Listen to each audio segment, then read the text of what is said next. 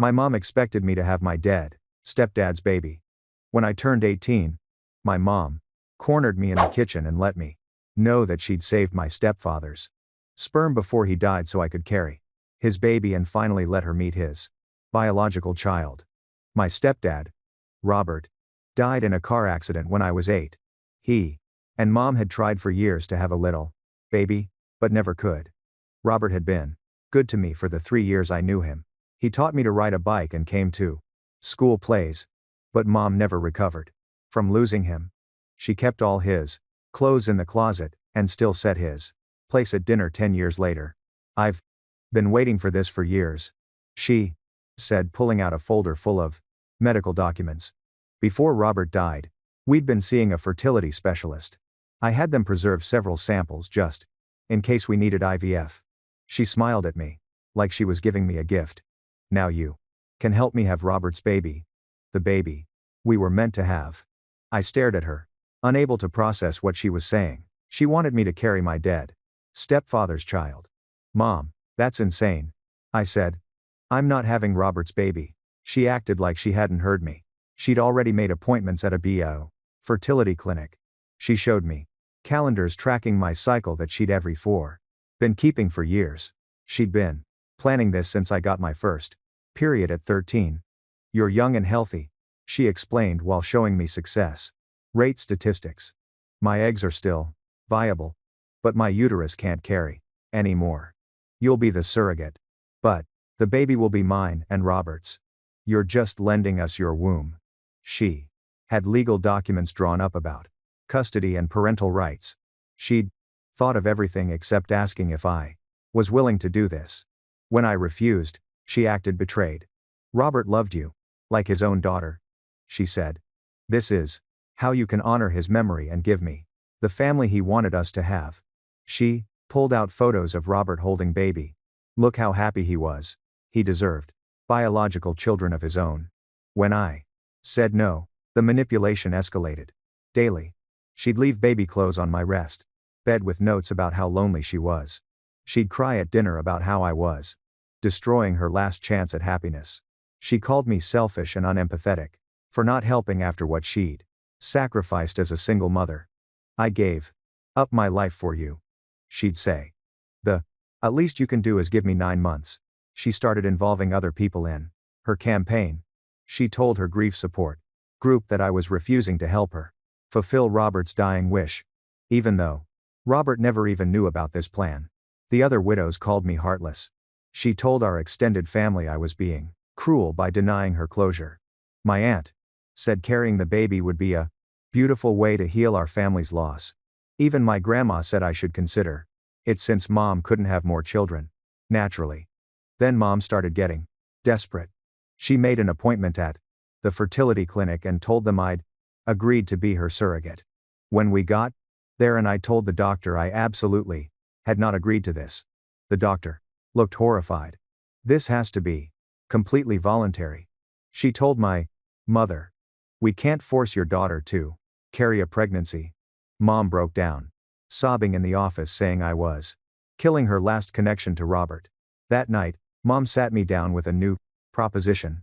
If you won't carry the baby, then at least donate your eggs, she said.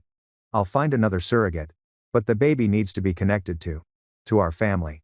When I said no to that, too, she suggested we could extract and freeze my eggs now, and I could decide later when I was more mature. Every compromise was just another version of her insane plan. I found searches on her computer for fertility laws and parental rights over adult children's medical decisions. She'd been on forums asking if she could legally require me to provide genetic material for family preservation. She'd even contacted lawyers about whether preserved sperm constituted an inheritance that Robert had left to both of us. She was looking for any legal way to force me to have this baby. One night, I woke up to find her standing over my bed with a syringe. It's just hormones to regulate your cycle, she said when I screamed. To make sure everything's ready when you change. And your mind. I pushed her away and locked myself in the bathroom while she pounded on the door, crying that Robert's baby was dying with every day I waited since my eggs were getting older. I grabbed my phone from where I dropped it on the bathroom floor and sat with my back against the door. My hands wouldn't stop shaking. Mom was still out there crying and talking through the door about how she was trying to help me. How the hormones would just make everything easier when I came around to her plan. I pulled my knees up to my chest and tried to think. I couldn't stay in this house anymore. Not after waking up to find her standing over me with a syringe. I didn't even know what was actually in. She said, hormones. But what if he was something else? Something to make me sick or weak or compliant. I opened my text and found Tristan's name. My fingers fumbled on the screen as I typed out what happened. Trying to explain. Finding Mom in my room with a needle. Locking myself in the bathroom. Not knowing what to do. His response came back in seconds, telling me to get out of there and come to his place right now. I told him I would as soon as Mom went back to her room. I sat there, listening to her cry and plead outside the door for what felt like hours, but was probably only 30 minutes. Finally, I heard her footsteps going down the hall and her bedroom door closing. I waited another 10 minutes to make sure she wasn't coming back. Then I unlocked the bathroom door as quietly as I could and crept into my bedroom. I grabbed my school backpack and started shoving things into it. Phone charger, laptop, a change of clothes, toothbrush, the syringe I'd knocked out of her hand that had rolled under my bed. I didn't know if I'd need it as evidence, but I wrapped it in a sock and put it in a zippered pocket. My hands were still shaking so bad I could barely zip the bag. I kept looking at my door, expecting Mom to appear. The house was quiet except for the sound of my own breathing. I checked my phone and saw it was almost 5:00 the morning. I'd been locked in that bathroom for hours. I pulled on my shoes and a jacket and slung the backpack over my shoulder. Then I walked as quietly as possible down the stairs, avoiding the creaky third step from the bottom. The front door seemed impossibly loud when I turned the lock, but Mom's bedroom door stayed closed. I stepped outside into the gray pre-dawn light and started walking fast toward the bus stop 6 blocks away. I didn't look back at the way. A house. The bus ride to Tristan's, the apartment took 40 minutes. And I spent the whole time jumping at every sound. When I finally got to his building and knocked on his door, he opened it. Immediately, like he'd been waiting. He took one look at my face and pulled me inside. His apartment was small and messy with clothes on the floor and dishes in the sink, but it felt safer than anywhere I'd been in weeks. I dropped my backpack and everything I'd been holding in just broke. I started crying and couldn't stop. Tristan got me to sit on his couch and brought me water and waited until I could talk. Then I told him everything from the beginning. The conversation in the kitchen when I turned 18 and Mom pulled out the folder about Robert's preserved sperm. The cycle tracking calendars she'd been keeping since I was 13, the legal documents about custody and parental rights, the fertility clinic appointment where she'd lied and said I'd agreed to be a surrogate, the baby clothes left on my bed with notes, the family members calling me selfish, the computer searches about forcing adult children to donate genetic material, and finally, waking up tonight to find her standing over my bed with that syringe. Tristan's face went from shocked to horrified as I talked. When I finished, he said I could stay on his couch as long as I needed, while I figured out what to do next. He said what Mom was doing wasn't normal grief, and I wasn't wrong to be scared. I spent the rest of that morning on Tristan's laptop researching my legal rights as an 18-year-old adult. I found articles about reproductive coercion and harassment and family law. What Mom had been doing seemed to qualify as coercion, at minimum. The syringe incident scared me most because I still didn't know what was actually in it. She said hormones to regulate my cycle.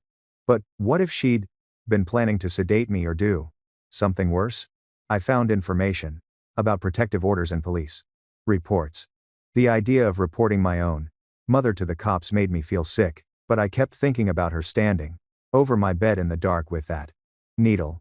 I screenshotted everything I found and saved the links. Tristan helped me search for therapists who worked with family trauma and boundary issues. We found someone named Naomi Giles who specialized in exactly that kind of thing. Her website said she had experience with reproductive coercion and in shed family systems. I called her office and got lucky because she just had a cancellation for a phone consultation that afternoon. When I talked to her for those first 20 minutes, I felt like someone finally understood that what was happening to me was serious and wrong. She didn't tell me I was overreacting or that mom was just grieving. She asked careful questions about the cycle tracking and the syringe and said those were major red flags. Just having someone validate that I wasn't crazy made me want to cry again. She had an opening for a full session in 2 days and I took it immediately. Naomi told me during that first call that I should start documenting everything systematically. She said if things escalated further, I might need evidence for legal protection. So, I spent the next few hours going through my phone and taking screenshots of every text message mom had sent me about the baby plan. There were dozens of them talking about Robert's legacy and my duty to the way family, and how beautiful it would be to carry his child. I wrote down dates and details of every conversation I could remember. The first time she brought it up in the kitchen, the fertility clinic appointment, the night she tried to get for me to agree to egg donation instead, finding the computer searches about parental rights over adult children's reproductive material. I took photos of the baby clothes she'd left on my bed that I'd shoved in my closet. I wrote down the names of family members who'd pressured me and what they'd said. The whole process made me feel sick. But Naomi was right that I needed a record of all this. The next day, when I knew mom would be at work, I went back to the house to get more of my things. My key still worked and the house was empty and quiet. I felt like I was trespassing, even though I'd lived there my whole life. I went straight to my room and packed another bag with more clothes and my important documents like my birth certificate and social security card. Then I went to mom's computer in the home office. She hadn't deleted her browser history, and what I found made my stomach turn. Searches for whether parents have legal rights over adult children's eggs. Forum posts asking if she could require me to provide genetic material for family preservation. Consultations with lawyers about whether Robert's preserved sperm counted as an example inheritance that belonged to both of us. She'd been looking for any possible legal loophole to force me into this. I took photos of the search history with my phone and then cleared it so I wouldn't know I'd seen. I grabbed my bags and left before she could come home and find me there. My first real therapy session with Naomi happened in her office 2 days after I'd left home. She had a calm way of talking that made me feel less panicked. She explained that what I was experiencing had actual names and definitions. Inchment was when family boundaries got so blurred that people couldn't tell where one person ended and another began. Reproductive coercion was using pressure or force to control someone's reproductive choices. She said mom's grief over Robert had twisted into something really unhealthy, where she couldn't see me as a separate person with my own body and rights. She kept talking about me as a tool to get what she wanted instead of as my own human being. Naomi said, protecting myself from that wasn't betrayal or abandonment. It was necessary survival. She said I had the right to bodily autonomy no matter how much mom was hurting or what she thought Robert would have wanted. Hearing a professional say all that out loud made something loosen in my chest. We spent the rest of that session creating what Naomi called a safety plan. First was staying away from the house completely so mom couldn't access me physically. Second was limiting all contact to text messages, only so I'd have a record and wouldn't get trapped in manipulative conversations. Third was establishing clear boundaries about topics that were completely off limits, including anything related to pregnancy, surrogacy, egg donation, or Robert's preserved sperm.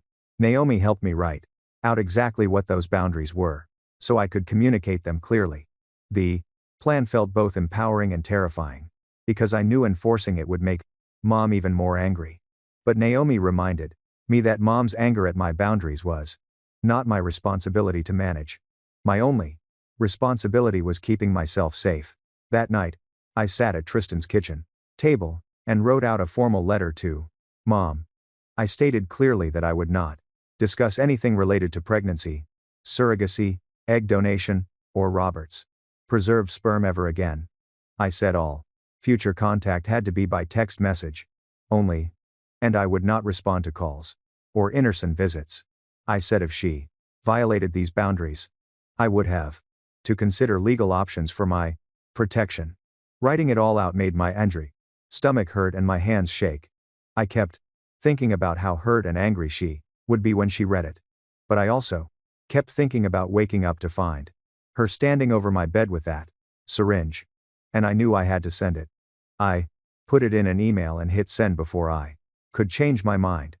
Mom's response came less than an hour after I sent the boundary letter. My phone buzzed with a text notification, and I made the mistake of opening it right away. The message filled my entire screen with block after block of text about how I was abandoning her in the worst grief of her life and destroying her last chance at happiness. She said I was being cruel and selfish after everything she'd sacrificed to raise me alone. She said Robert would be ashamed of how heartless I'd become. Then came the real threat.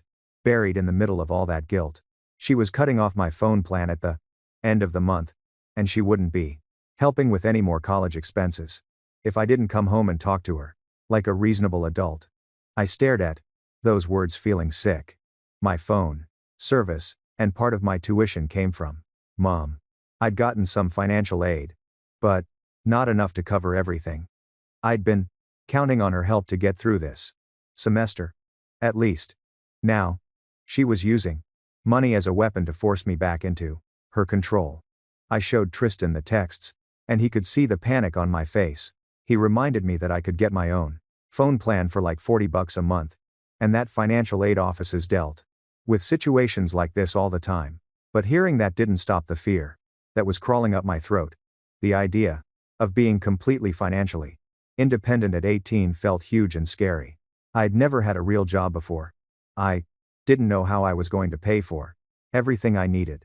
That night, I pulled up my resume on Tristan's laptop and started updating it with my limited work experience.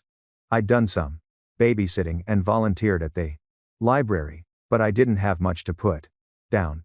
I spent hours searching for part-time jobs near campus that would work around my class schedule.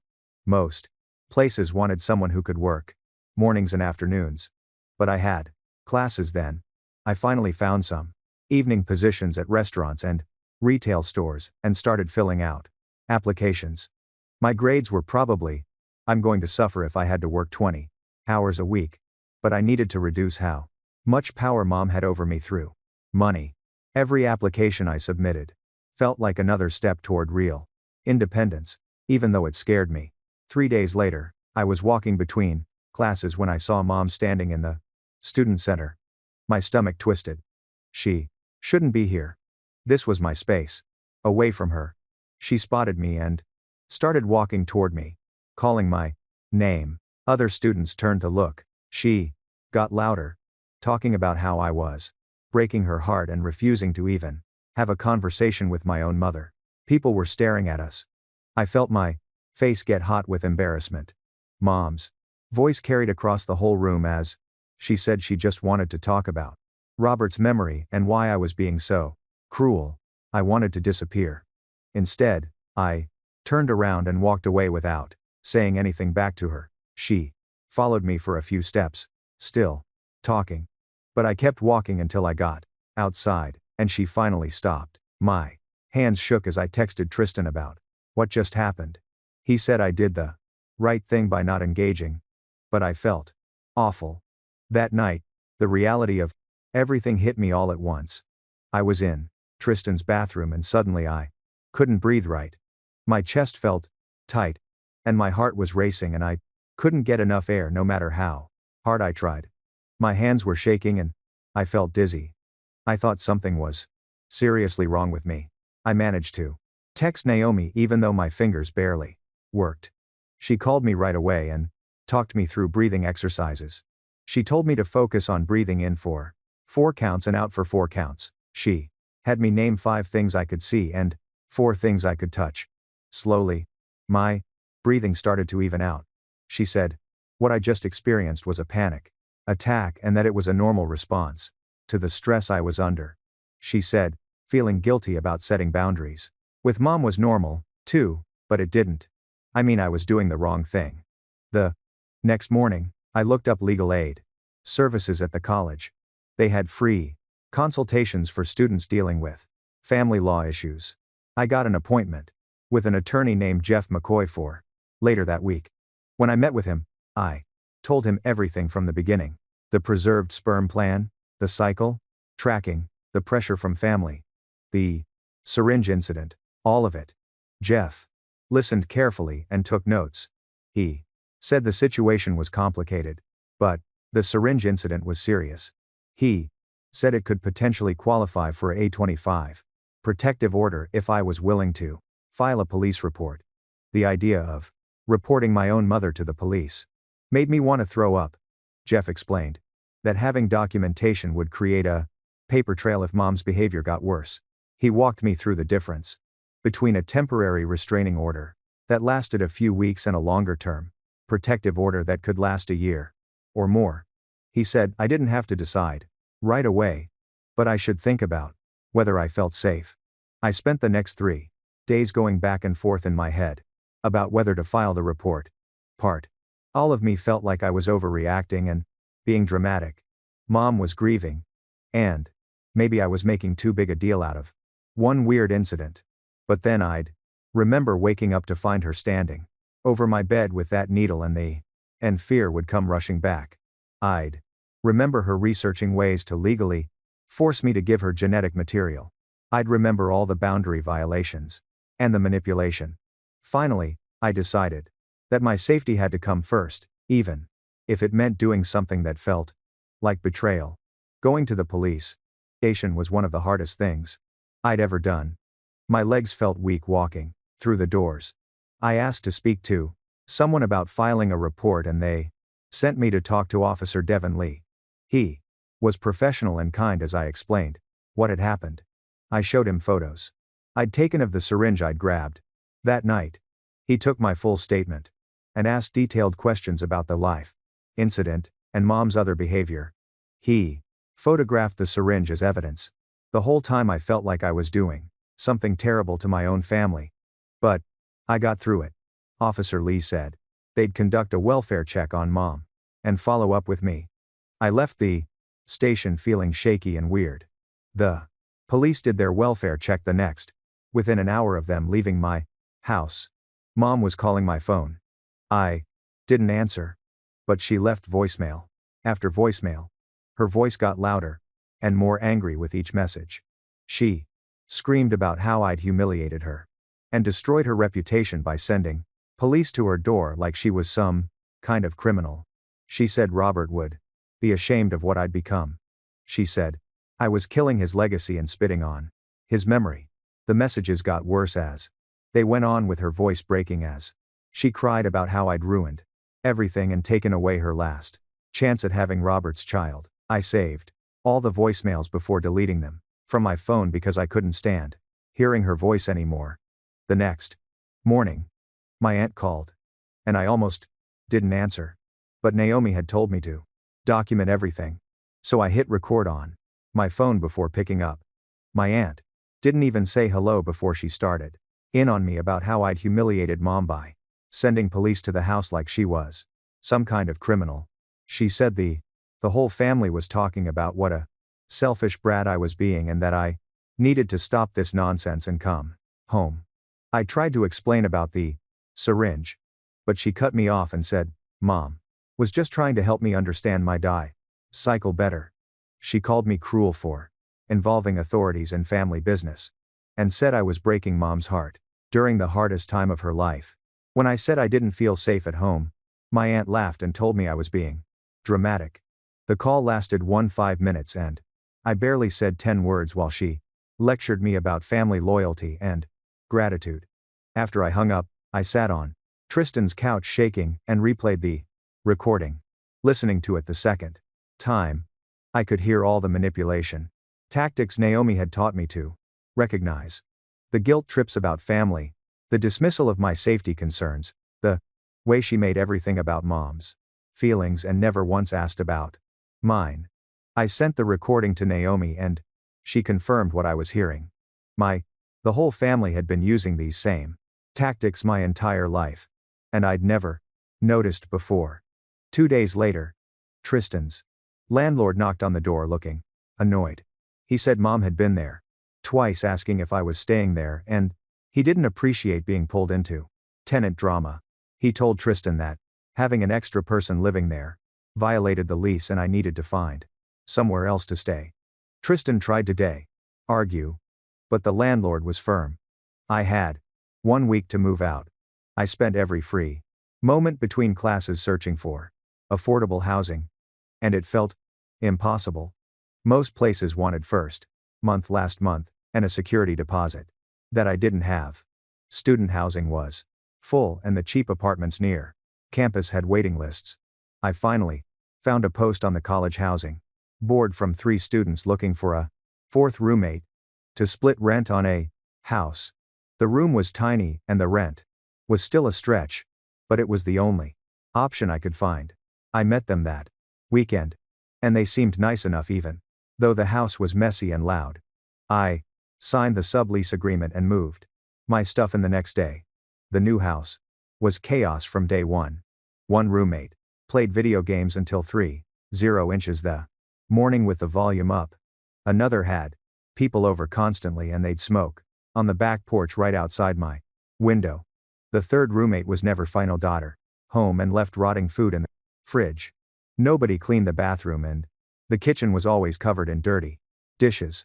I felt on edge all the time because the front door didn't lock properly and people were always coming and going. I went to the hardware store and bought a deadbolt for my bedroom door and installed it myself using a video tutorial on my phone. I bought a metal lockbox from the thrift store and started keeping all my important documents in it under my bed. My birth certificate, social security card, bank statements, and all the documentation I'd been collecting about Mom went into that box.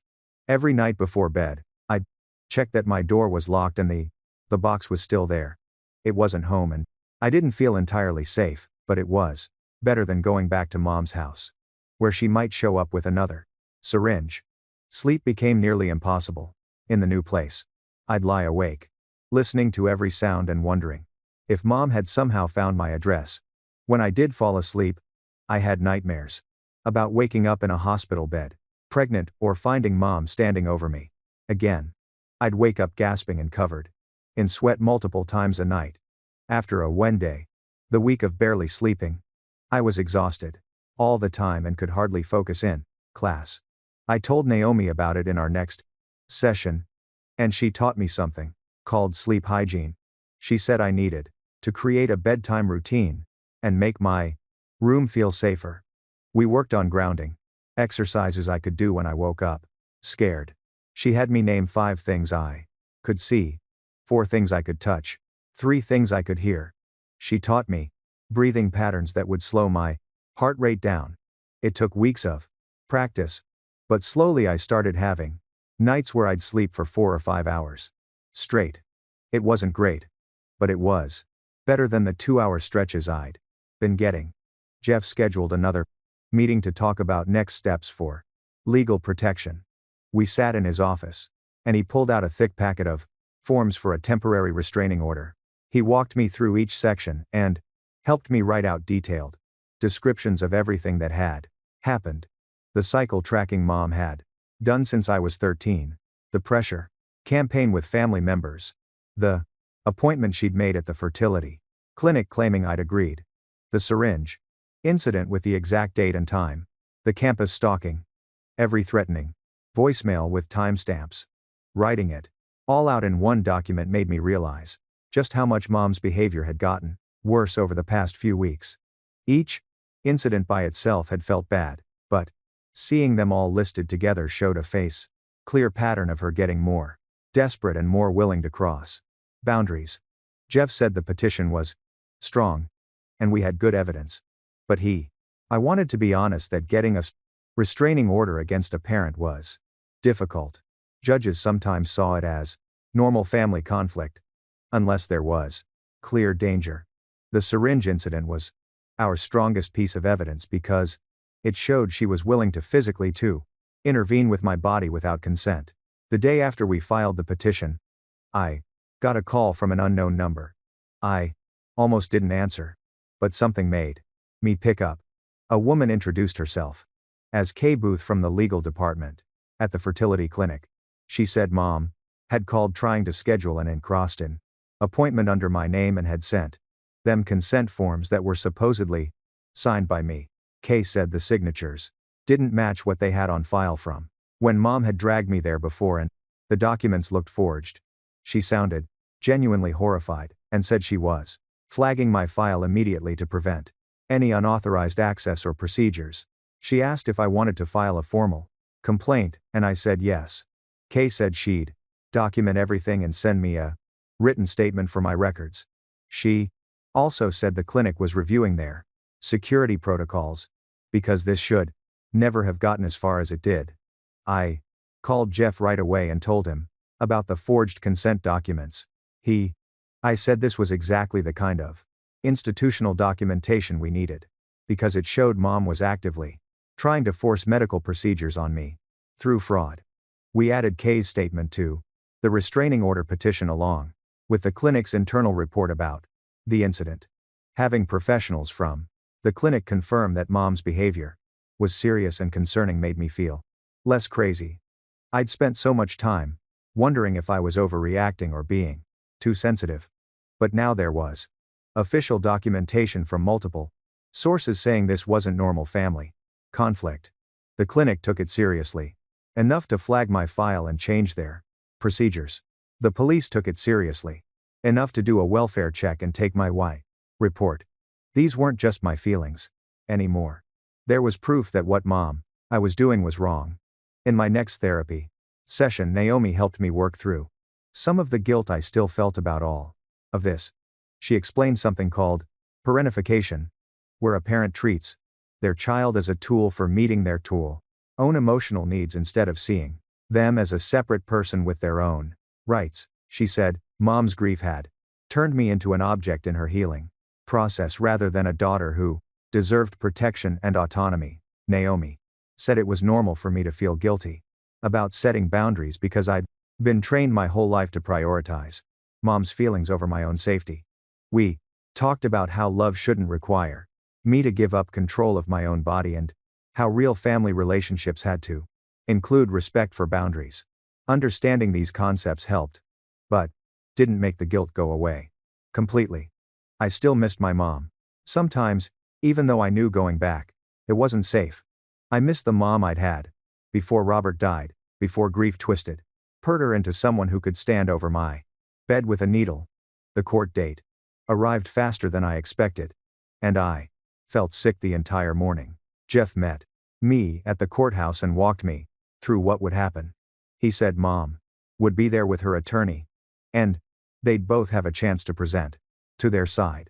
The judge would ask questions and then decide whether to grant the temporary restraining order. Jeff reminded me to stay calm and stick to the facts no matter what Mom or her lawyer said. We sat on a bench in the hallway waiting for our case to be called, and my hands wouldn't stop shaking. I kept thinking about having to see Mom face to face and explain to a fader self judge why I needed legal protection from my own mother.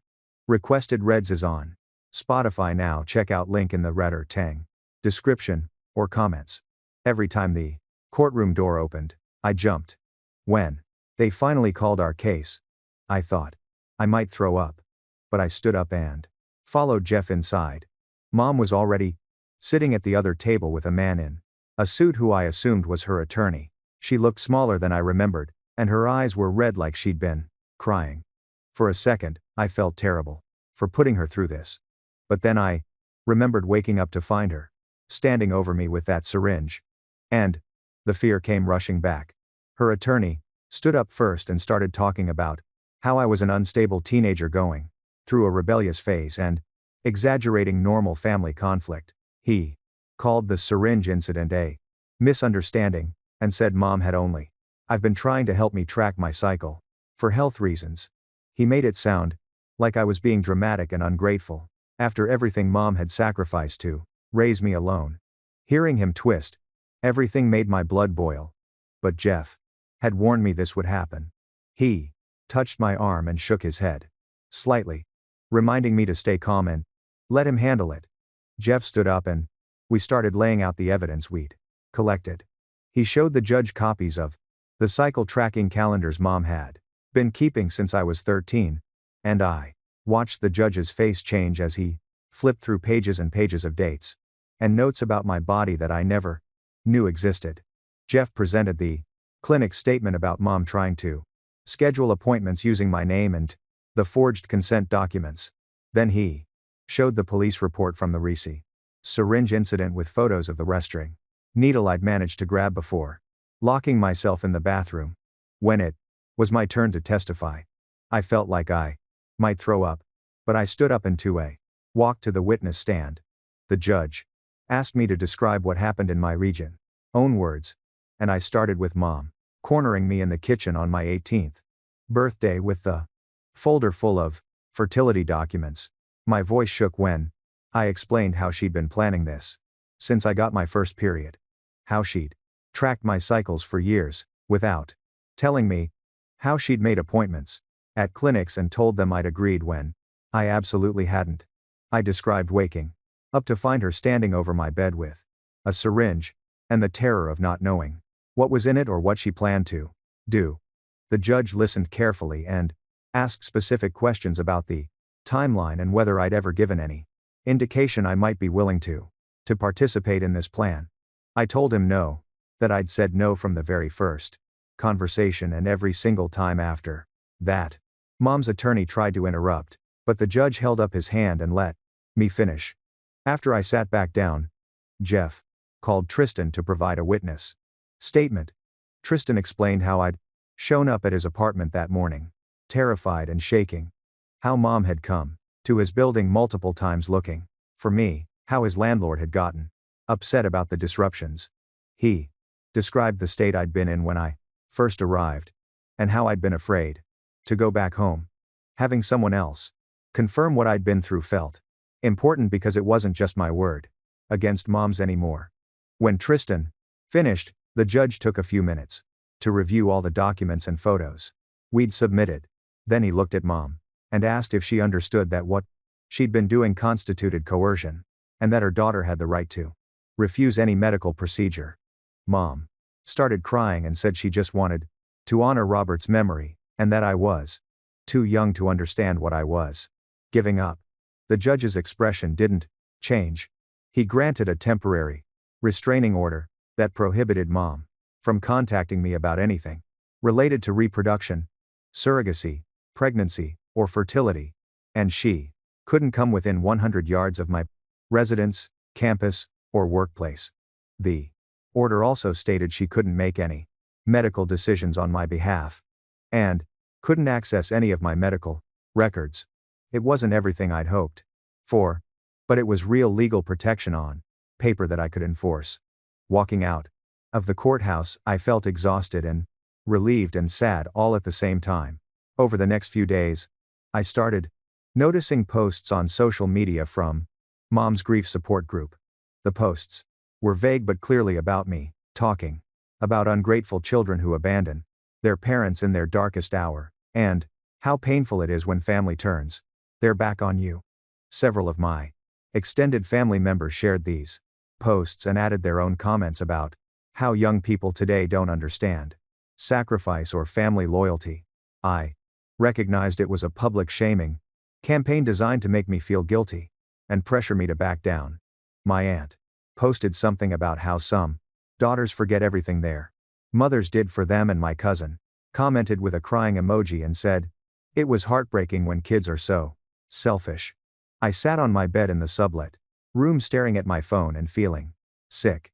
I went through all my social media accounts and made them private. Then I started blocking family members who were participating in Mom's narrative. It Hurt to cut off people I'd known my whole life. My aunt who used to take me shopping for school clothes.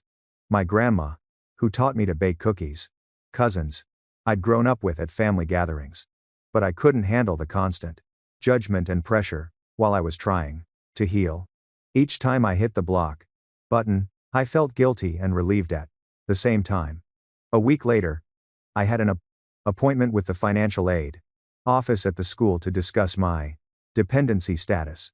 I brought copies of the restraining order and the police report and a letter from Naomi explaining the family estrangement. The financial aid counselor reviewed everything carefully and said they could reconsider my status as an independent student based on the documented evidence of abuse and the legal separation. The process would take several weeks, and I'd need to provide additional documentation, but eventually they asked code approved me for additional aid that covered most of my tuition and some living expenses. The relief I felt when I got the approval email was huge, because it meant I wasn't completely trapped by financial dependence on mom anymore. I started looking for part-time work that would fit around my class schedule and found a position at a campus coffee shop. The pay was minimum wage and the hours weren't great, but having my own income made me feel more secure and independent. My first shift was overwhelming because I had to learn the register and memorize drink recipes while dealing with the constant rush of students. But the other workers were patient and helped me figure things out. Every paycheck felt like proof that I could actually support myself, even if it was just barely. 2 weeks after the restraining order was granted, I came home to my sublet and found a package on the doorstep. There was no return address, but I recognized mom's handwriting. Inside were baby photos of me with Robert. Pictures I'd never seen before of him holding me when I was tiny, pushing me on swings, helping me blow out birthday candles.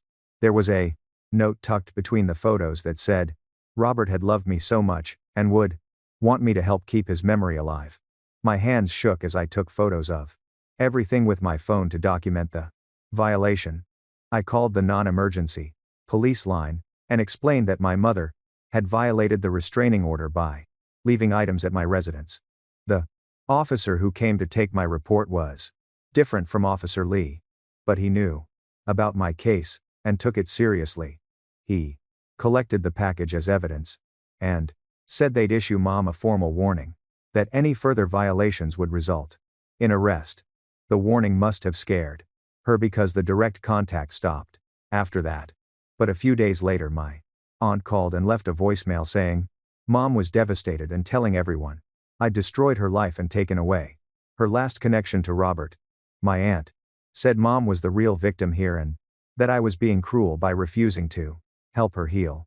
I didn't return the call, but hearing that mom was still building a narrative where she was the victim made me angry. She was telling people I'd abandoned her instead of acknowledging that she'd tried to force me into carrying a pregnancy against my dollars. Will.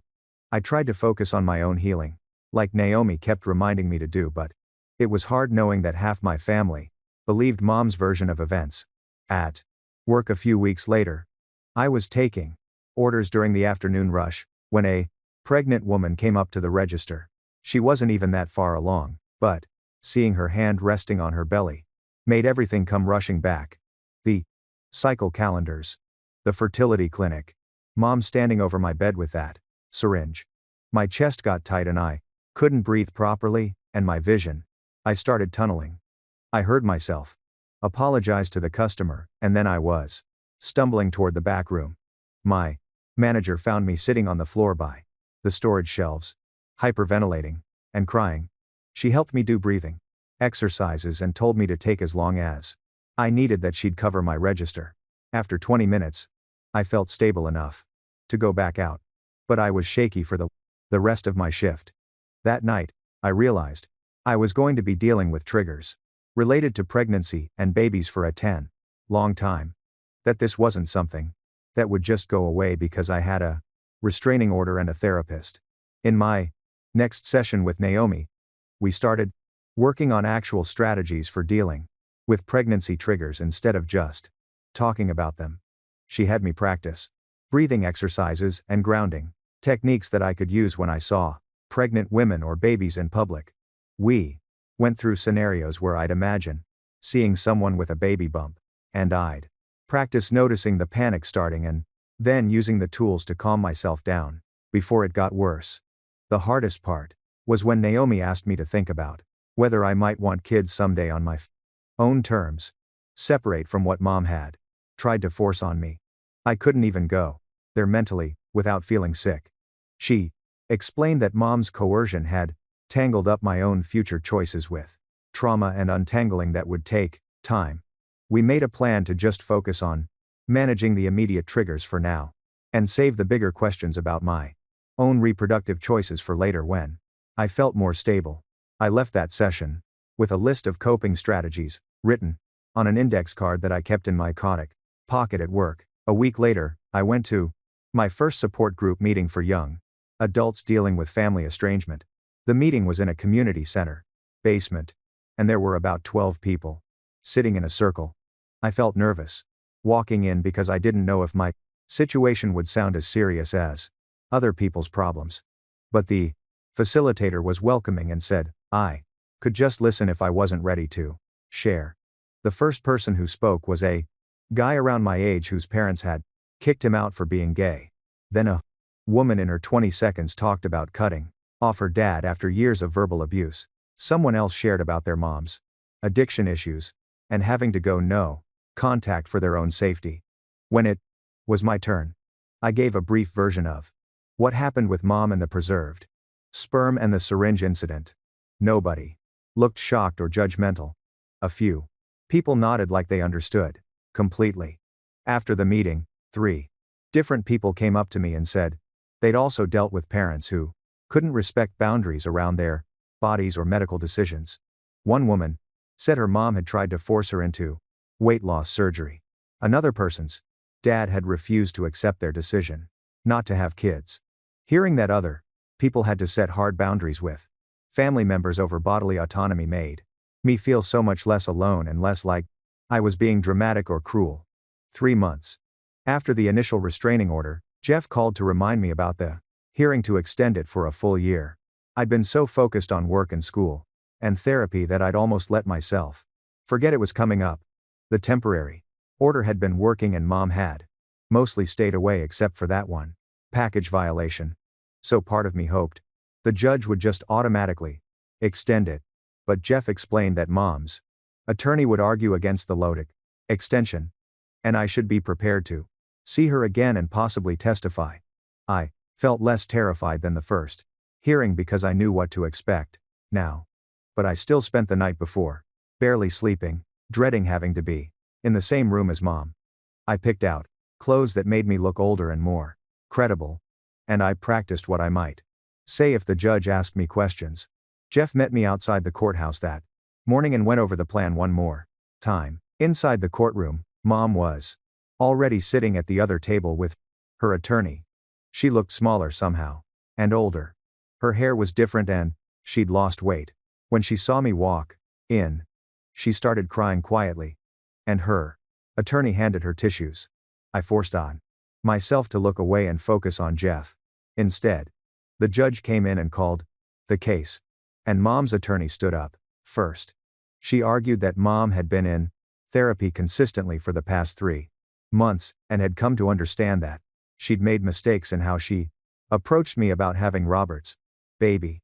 She said mom was grieving and not thinking clearly, but that she'd done the work to process her grief in healthier ways. The attorney said a full restraining order was excessive, given that mom had only violated once, and it was just leaving a package, not anything threatening. She asked the judge to either let the order expire or reduce it to a shorter time frame with less strict conditions. Listening to her make mom sound like the victim who just needed understanding made my chest tight with anger. Then Jeff stood up and presented his evidence. He had printouts of the social media posts from mom's grief support group where she'd been talking about me and building a narrative about being abandoned. He showed the judge documentation of the one restraining order violation with a package of photos and the guilt tripping note He explained that this showed a pattern of ongoing harassment. Even with the order in place, and that Mom was still trying to manipulate me through indirect means and by recruiting other people to her cause. Jeff argued that Mom hadn't actually acknowledged the specific harm she'd caused or shown real understanding of why her behavior was wrong, just that she'd learned to hide it better. He said I needed the full year to heal and establish my independence without constant pressure.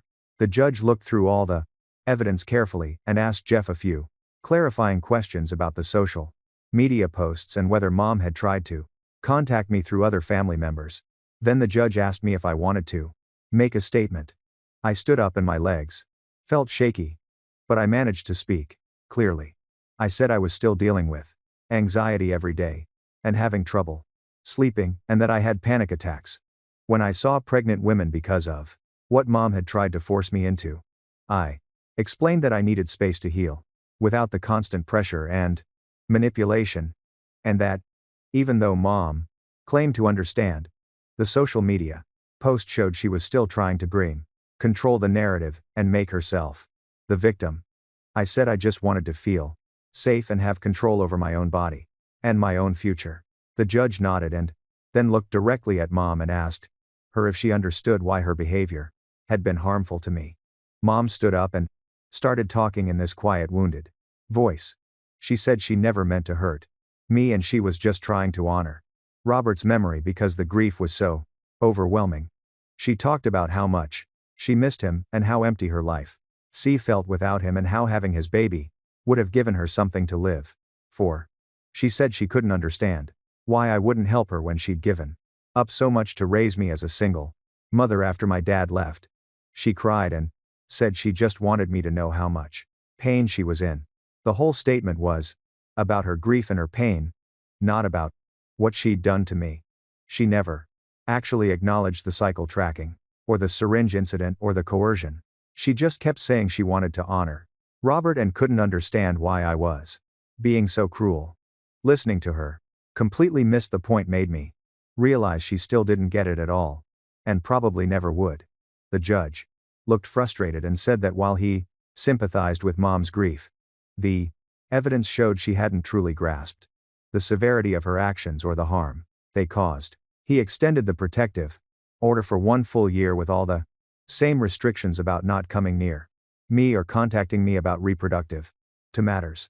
Then he added a new provision that any contact between us had to be initiated by me, not by her or through the other people. He said if Mom violated the order again, she would face criminal charges.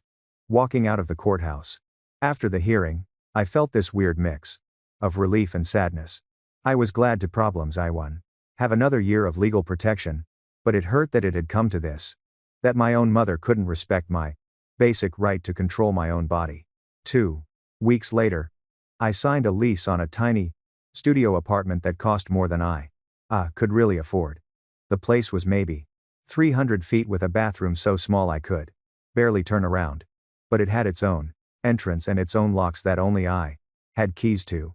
Moving in with just my clothes, a used mattress, and some basic kitchen stuff from the thrift store felt both exciting and lonely. I spent my first night there sitting on the floor, eating cereal for dinner and feeling proud that I'd created this safe space for myself, even though it meant living on almost nothing. I installed a chain lock on the door and checked it 3 times before going to bed. Having my own place with my own locks felt worth every bit of the financial strain. A few days after I moved in, I got an email from Grandma. The subject line just said, "Thinking of you." And when I opened it, the message was carefully worded and gentle. She said she'd been thinking about everything that happened, and I wanted to understand my perspective better and asked if we could talk sometime when I was ready. She didn't pressure me or take sides, just said she loved me and wanted to hear my side of things. I stared at that email for a long time, feeling tempted to respond right away because I missed her. But I remembered how she'd initially told me I should consider carrying the baby for Mom, and I knew that talking to her could become another way for Mom to try to reach me or pressure me through family. I decided to wait until I felt more stable and secure in my boundaries. before opening that door. I saved the email in a folder but didn't respond. The semester ended a week later. And, when I checked my final grades, they were lower than I'd ever gotten before. I'd managed to pass everything. But my GPA had dropped significantly. A few of my professors had been understanding when I explained I was dealing with a family crisis. And one had even extended a deadline for me when I was struggling. Right after the first court hearing, I felt grateful that I hadn't had to drop out completely despite everything that had happened. Sitting in my studio, looking at my grades, I realized I'd survived something that could have destroyed my whole life. And even though my academic performance had suffered, I was still here and still moving forward.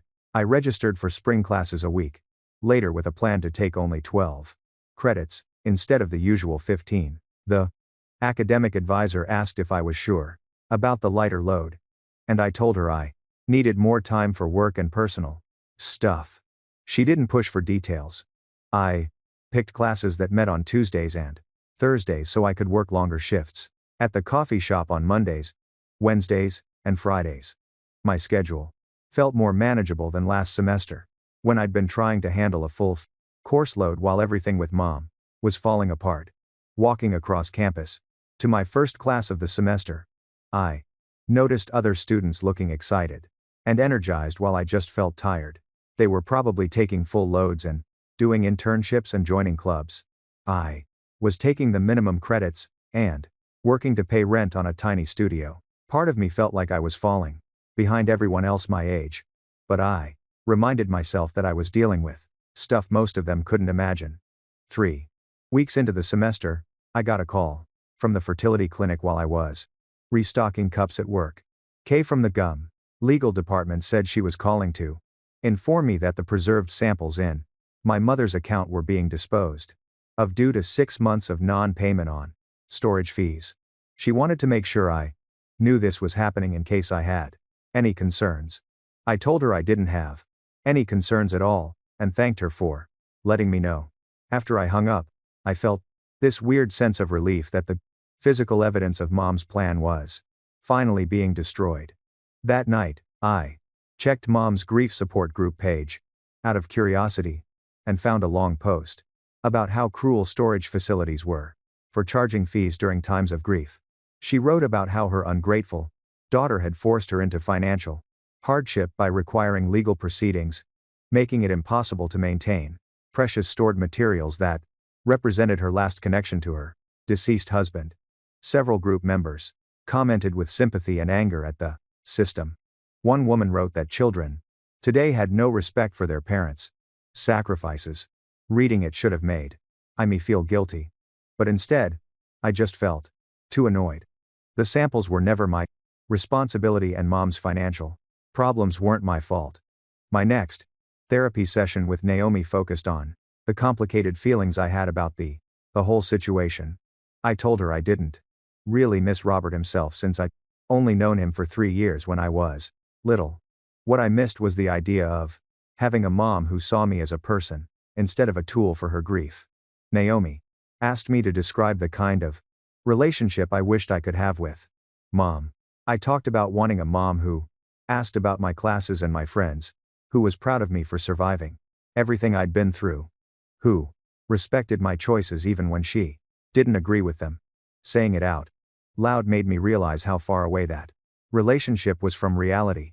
Naomi said that accepting mom might never be capable of being that person was painful, but also necessary for my own healing. She explained that I was grieving a relationship that never existed and might never exist, which was different from grieving a person who died. I left that session feeling sad, but also somehow lighter. Like I'd been given permission to stop hoping mom would suddenly become someone different. A few weeks later, Tristan texted asking if I wanted to grab dinner with him and some friends. When I got to the restaurant, he introduced me to his girlfriend, Maya, who was funny and easy to talk to. She asked about my classes and what I was studying without any awkwardness about my situation. The other people there were friends from Tristan's gaming group, and they included me in their conversations about Normal stuff like upcoming movies, and terrible professors. Sitting there, eating pizza and laughing at someone's story about their roommate, I realized how isolated I'd been. I'd been so focused on survival and therapy and legal stuff that I'd forgotten what it problem felt like to just hang out with people my age doing regular things. Tristan caught my eye across the table and smiled, and I felt grateful that he'd stuck around through everything.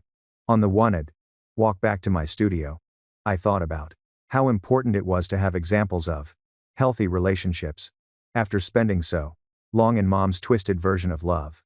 6 months after the judge first granted the restraining order, I got a letter from Mom's attorney in my campus mailbox.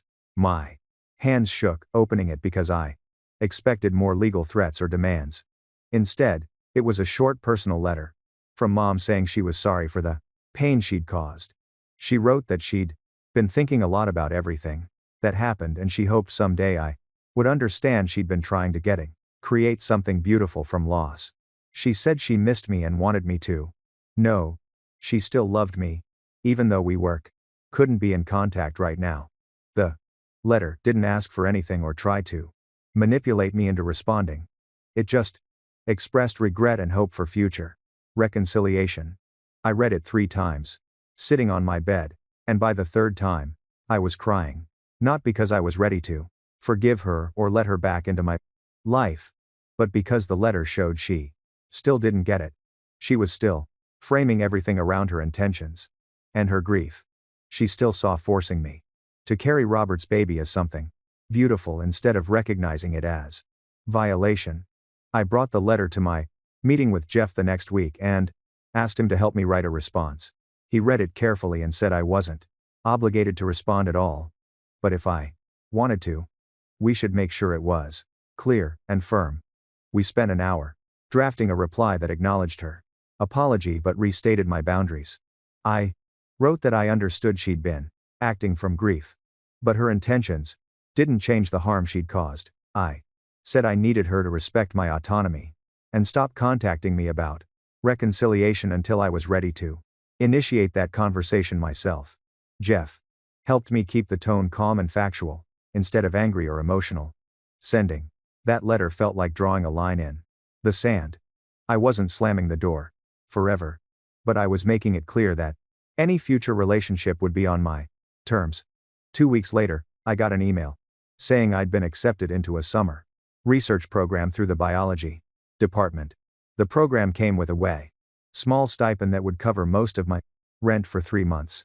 Plus, it would look good on my resume.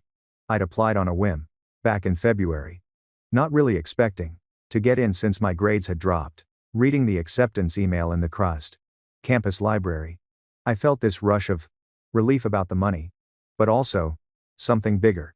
The program meant I had something to look forward to, something that was about building my future instead of just surviving my present. I called Naomi from outside the library to tell her the news, and she said she was proud of me for applying, even when things were hard. That night, I celebrated by buying myself a fancy coffee drink I normally couldn't afford, and sitting in my studio feeling like maybe things were actually getting better. My 19th birthday fell on a Thursday in late March. I didn't tell anyone it was my birthday because I didn't want a big deal made out of it. When I got home from class, there was a card in my mailbox from Grandma. Inside was a short note saying she respected my choices and would be here whenever I was ready to reconnect. She'd included a $20 bill and a PS that said she was proud of me for taking care of myself. It was the first communication from family that didn't come with pressure or judgment attached. I put the card on my tiny kitchen counter and looked at it while I ate cereal for dinner. Having that small connection to family that felt safe made me think that maybe someday some of these relationships could heal. Not with Mom. Probably not for a long time. But maybe with Grandma and possibly others who could respect my boundaries. At my next therapy session, Naomi suggested we create a framework for what would need to happen before I'd consider allowing limited contact with Mom. We made a list together. First, Mom Would need to be in consistent therapy. For at least a year with a trauma specialist. Second, she'd need to demonstrate genuine accountability by acknowledging specific harm she caused, without making excuses. Third, she'd need to show she could respect boundaries by not violating the restraining order and not using other people to contact me. Fourth, any contact would need to be supervised by a mediator at first. Looking at the list, I knew I wasn't ready for any of this yet and might not be for years. But having a framework helped me feel less guilty about maintaining distance. It wasn't about punishing Mom forever. It was about protecting myself until she could prove she'd changed. The following week, I set up a new email address, specifically for family contact. I gave the address to Jeff to share with Mom's attorney with clear instructions that it was only for important family information like deaths or medical emergencies. I told Naomi about the coaching email and we agreed I'd only check it once a week during our therapy sessions, so I'd have support if there was anything upsetting. This felt like a middle ground between completely cutting off all contact forever and being vulnerable to surprise messages that could ambush me emotionally. Having that controlled channel gave me back some power over when and how I engaged with family instead of constantly worrying about what might show up in my regular inbox or mailbox. Naomi said this was a good example of creating boundaries that protected me while leaving space for possible future healing. 9 months after leaving home, I woke up on a Tuesday morning and realized I'd slept through the entire night without a single nightmare. I lay there for a minute, staring at my ceiling, waiting for the usual panic to hit. But it didn't come. My body felt different. Like the constant tension I'd been carrying had loosened just enough that I could breathe all the way down into my lungs. I got up and made coffee in my tiny kitchen, and the routine felt normal. Instead of like survival. My studio apartment was small, and the furniture was all secondhand. But it was mine. I'd picked out the blue curtains and hung the cheap posters on the walls, and nobody could come in without my permission. Looking around at my space, while I drank my coffee, I felt something close to pride. My life wasn't perfect and the situation with Mom wasn't resolved, and probably wouldn't be for years. But I'd built something stable and safe for myself when I didn't I think I could. I'd made it 9 months on my own, working and going to the school, and handling therapy appointments and paying rent. Some days were still really hard. Yesterday, I'd seen a pregnant tortoise woman at the coffee shop and had to go sit in the back room for 10 minutes to calm down. I still checked the locks on my door 3 times before bed and sometimes woke up thinking I heard Mom's voice. I missed having a mother, or at least I missed the idea of what a mother should be. But I was learning that healing didn't mean everything got fixed, or that relationships magically repaired themselves. It meant I'd created a life where I had control over my own body and my own future. It meant I could say no and make choices, and nobody could force me into something I didn't want. Mornings I still felt guilty for choosing myself over Mom's grief. But then I remembered her standing over my playing bed with that syringe, and I knew I'd done the right thing. I got ready for my shift at the coffee shop and headed out, locking my door behind me. I had class later and then therapy with Naomi. My schedule was full and my bank account was usually close to empty, and I was tired a lot. But I was proud of myself for getting out even when it was scary. I knew I could handle whatever came next, because I'd already survived the worst thing I could imagine. Walking to work in the morning sun, I felt ready for the day ahead. And that's the end of this 1. I like when stories remind us of something useful, even if it's simple. If it made you pause or think a little differently, that's a win. Subscribe so you can catch the next one when it drops.